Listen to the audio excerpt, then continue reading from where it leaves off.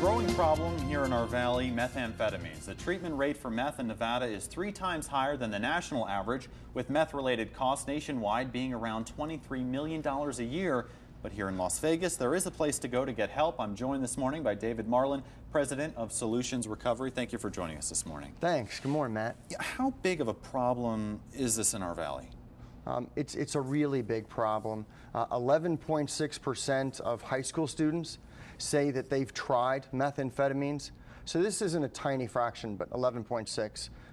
9.2% of the United States on a national basis has a drug or alcohol problem.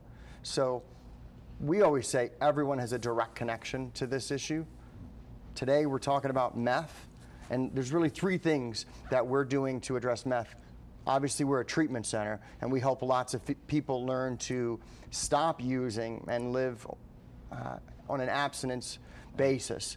So treating people is one of the major things we do.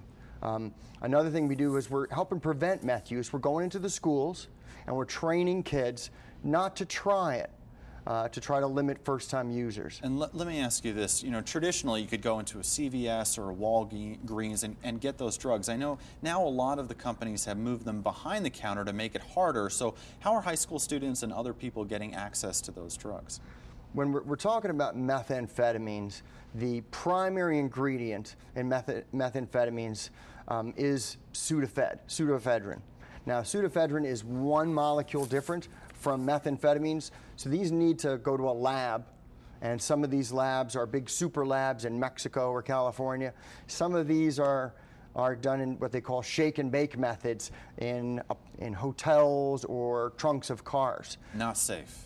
At all. Definitely not safe, highly volatile chemicals, but this pseudoephedrine is able to be purchased and then converted to crystal meth, which is the dangerous drug we're talking about. And you were telling me that in the Nevada legislature, you guys are really trying to tackle this, get something passed. Yeah, we are avidly supporting Senator Sheila Leslie's BDR to take pseudoephedrine and have it be a prescription drug.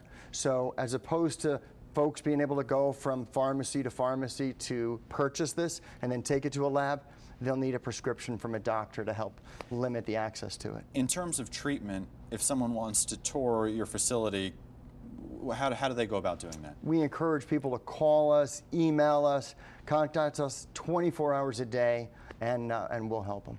And free tours? Free tours. If they can't come to us, we'll work on getting them to a place to get help. Great.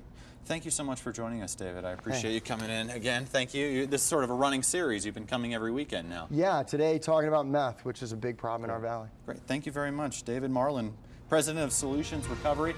We'll be right back after the break with your weekend weather forecast. Owned by Nevadans,